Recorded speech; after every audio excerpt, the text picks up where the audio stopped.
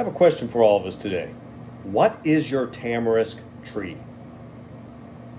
What is your tamarisk tree? Now, that's a very odd question, and you probably have no idea where I'm going with this. Well, recently I was listening to a devotional by Ray Vanderlaan, and he was talking about the tamarisk tree. In Genesis chapter 21, verse 33, in the Bible, it talks about that Abraham planted a tamarisk tree in Beersheba. Okay. Now, in the West, when we read something like that, we many times read right by that. We read right by Beersheba, we read right by tamarisk, and because it doesn't mean that much to us. It's like your neighbor coming up to you and say, "Hey, I planted a cherry tree in my backyard." Great. Hope that goes great for you. We don't read that much about it. So let's think about it for a moment. Well, first of all, it's in Beersheba. That was not quite where he lived. That's not where Abraham's house was. I think, memory serves, I think he lived north of there. And so Beersheba, he planted a tree in another yard. Okay, so why would he plant another tree in another yard? Now, it's a very specific tree as well. A tamarisk tree. About 70% of the Holy Land is desert. And so shade is extremely important, and getting out of the hot sun is extremely important. Another thing that's important is water. And so a tamarisk tree was a very special tree. It's pretty much the only shade tree that will grow in the desert. And it was a very special kind of shade as well, because the pine needles of the tamarisk tree, they attract water. They absorb that water. And so it's kind of like walking at I live near the Kings Island amusement park. It's like walking through one of those mist machines that they have there to help you stay cool. Because the temperature under a tamarisk tree, because of the humidity, could be 10 to 15 degrees cooler than it is in the hot sun in the desert. And so a tamarisk tree was a great tree to have. Now, there's not too many of them there, not even today. You see, a tamarisk tree is a tree that you have to take care of. It's not a tree that you can just plant and say, "Go to it, see you later." It's a tree that you have to take care of. So you have to find water. So many times what they would do is they'd find where the water would come down through the mountains and in the little rain that they'd have, and then they would dam that water up, and you could that water your tree. Or you would have to specifically, consistently water your tamarisk tree. Now, what else is there about a tamarisk tree? It grows extremely slowly. So the saying is, as Ray Vanderlaan shared, is you don't plant a tamarisk tree for yourself.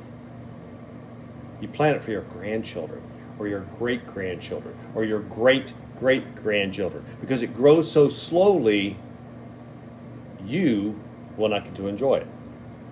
And so he plants a tamarisk tree, not in his backyard, but in another yard for people in the future. Why would he do that?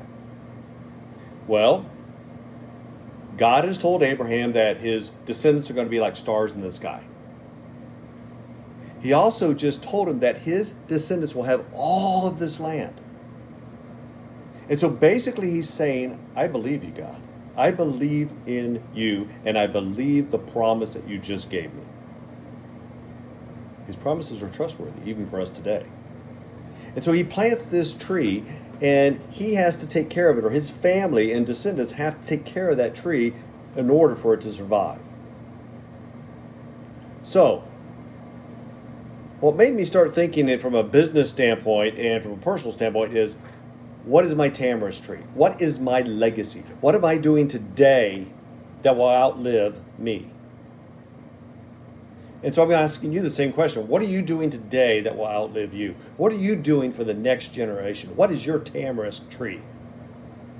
Well, let me give you a couple examples. For myself, I've recently started an audio journal.